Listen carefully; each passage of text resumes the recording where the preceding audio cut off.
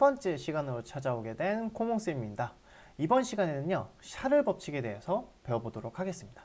자, 샤를 법칙은요, 기체의 상태 중에서 온도와 부피의 관계에 대한 법칙입니다. 이 샤를 법칙 어떤 건지 한번 알아보도록 할게요.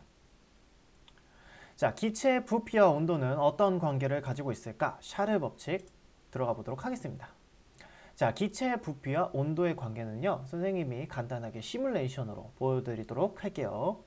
자, 지금 보시면 일정한 압력으로 누르고 있는 이 상태에서 선생님이 이 실린더를 오른쪽으로 가져가게 되면은 온도가 증가하게 되고, 왼쪽으로 가져가게 되면은 온도가 작아지게 되는 이러한 시뮬레이션인데요.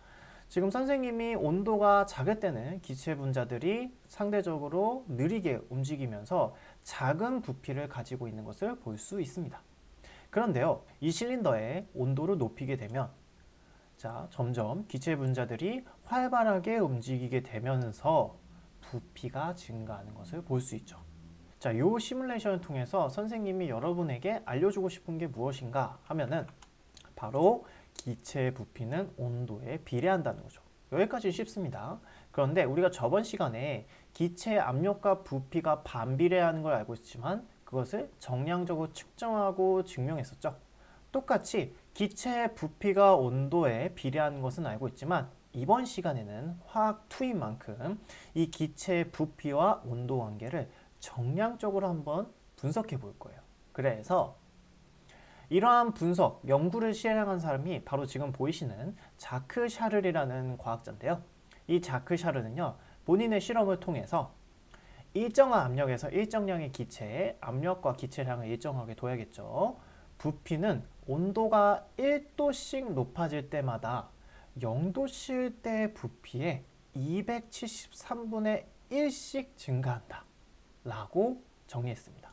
그래서 이것을 식으로 세우자면 T도씨에서의 기체 부피는 0도씨 기체에서의 부피 더하기 273분의 0도씨 기체의 부피 그리고 T도를 곱한 값이 된다는 거죠.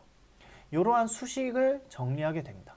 딱 봐도 조금 복잡해 보이죠? 나중에 되게 간단하게 수정을 할 거예요. 일단은 자크 샤를이라는 이 과학자가 기체의 온도와 부피가 비례 관계에 있는데 이것을 수식으로 이렇게 정리했다는 거, 이것만 알고 계시면 됩니다. 자, 그래서요, 이 수식을 우리가 그래프로 표현하게 되자면 이렇게 표현이 돼요. 자, 보시면 기울기는 273분의 V0, 0도씨 기체의 부피죠. 이 값이 되고 X축을 온도, Y축을 부피로 했을 때 이렇게 일직선인 관계가 형성이 되는 거죠.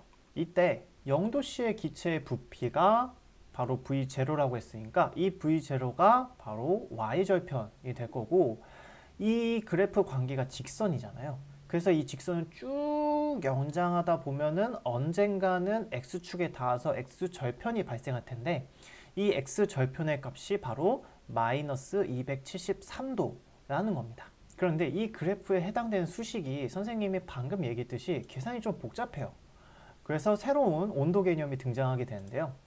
자, 보시면 요 X절편 부분을 집중해서 보시면 됩니다. 자, 요 X절편 부분에 쭉 실선으로 갔다가 갑자기 점선으로 바뀌죠.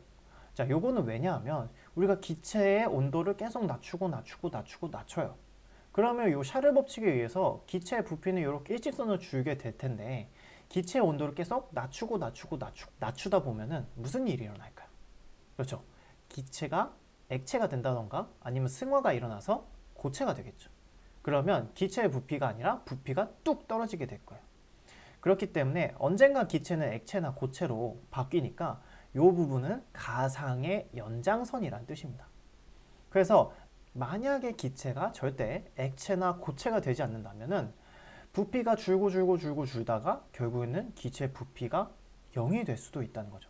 그런데 여기서 만약에 그래프를 더 연장하게 되면은 기체의 부피가 마이너스가 되겠죠. 자, 부피가 마이너스가 된다? 있을 수 있는 일인가요? 없죠. 그렇기 때문에 기체의 온도는 이 마이너스 273도 밑으로 절대로 떨어질 수 없다라고 해서 이 영하 273도의 이름이 있는데요. 이 이름 같은 경우는 포켓몬스터에서 프리저라는 포켓몬이 갖고 있는 기술 이름과 똑같습니다. 뭐냐면 바로 절대 영도라고 부르게 됩니다. 자, 그래서 새로운 온도 개념이 등장한다고 했죠. 그래서 그 온도 개념이 무엇인지 한번 알아보도록 할게요. 자, 우리가 흔히 쓰는 섭씨 온도 같은 경우에는요, 1기압에서 물의 어는 점을 0으로, 끓는 점을 100으로 기준한 온도입니다. 그래서 물은 1기압에서 0도씨에 얼고 그리고 100도씨에서 끓게 되는 거죠. 근데 이 기준이 아니라 새로운 기준을 쓰는 온도 개념이 등장하는데요. 바로 절대 온도라고 하고요. 단위는 켈빈이라는 단위를 씁니다. 자, 얘는요, 아까 우리가 봤었던 영하 273도, 즉 절대 영도를 0으로 기준해서 시작하는 온도를 절대 온도라고 합니다.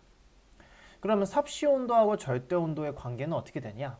자, 섭씨 온도는 아까 물의 어는 점인 0도에서 기준을 한다면 절대 온도 같은 경우에는 절대 영도, 즉 영하 273, 마이너스 273에서 0으로 시작한다고 했죠?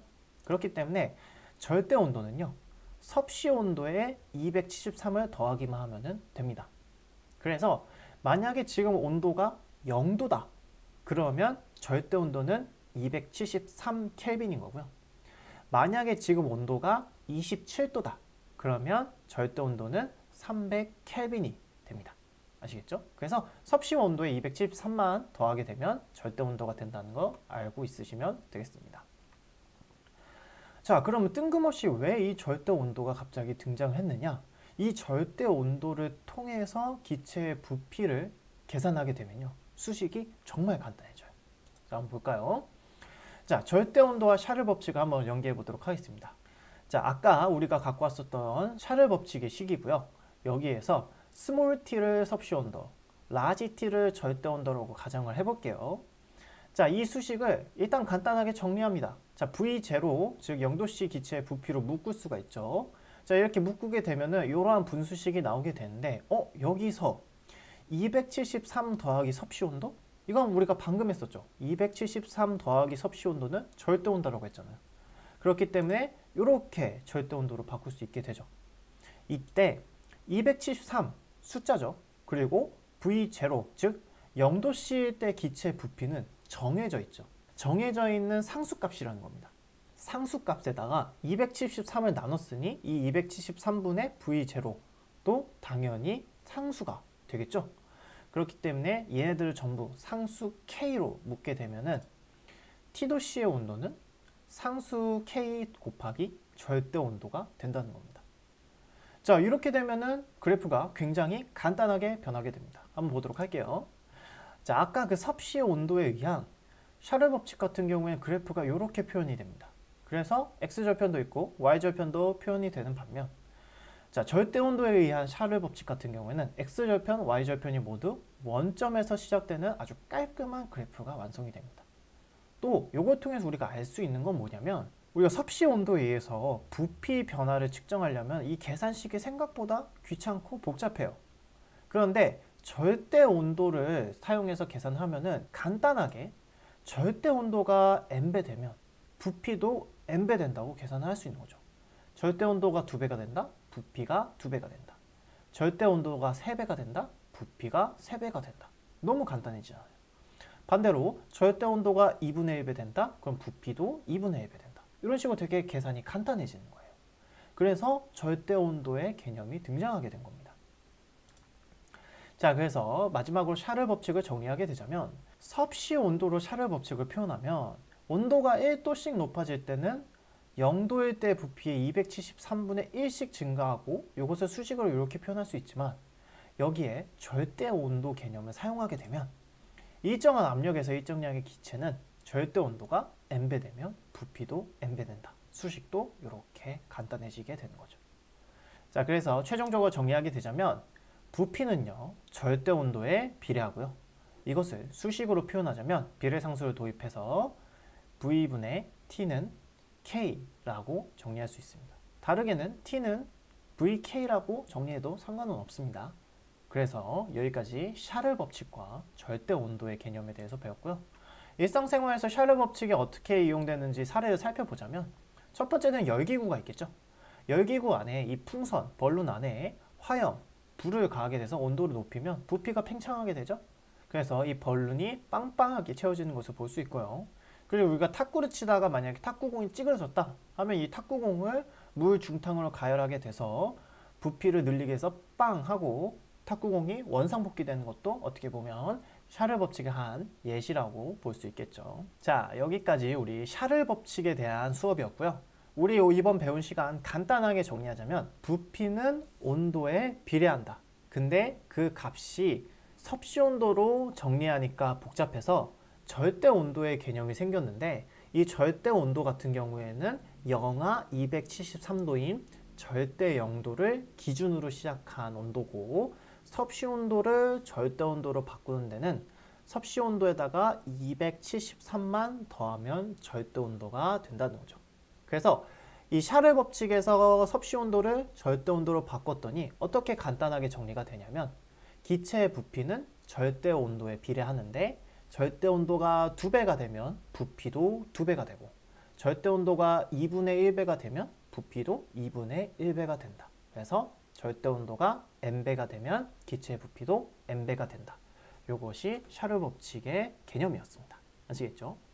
자, 다음 시간에는요. 아보가드로 법칙, 몰수와 기체 부피의 관계를 간단하게 다루고요. 바로 이상기체 방정식, 기체 법칙의 최종 형태를 한번 배워보도록 하겠습니다. 여러분, 다음 시간에 봬요.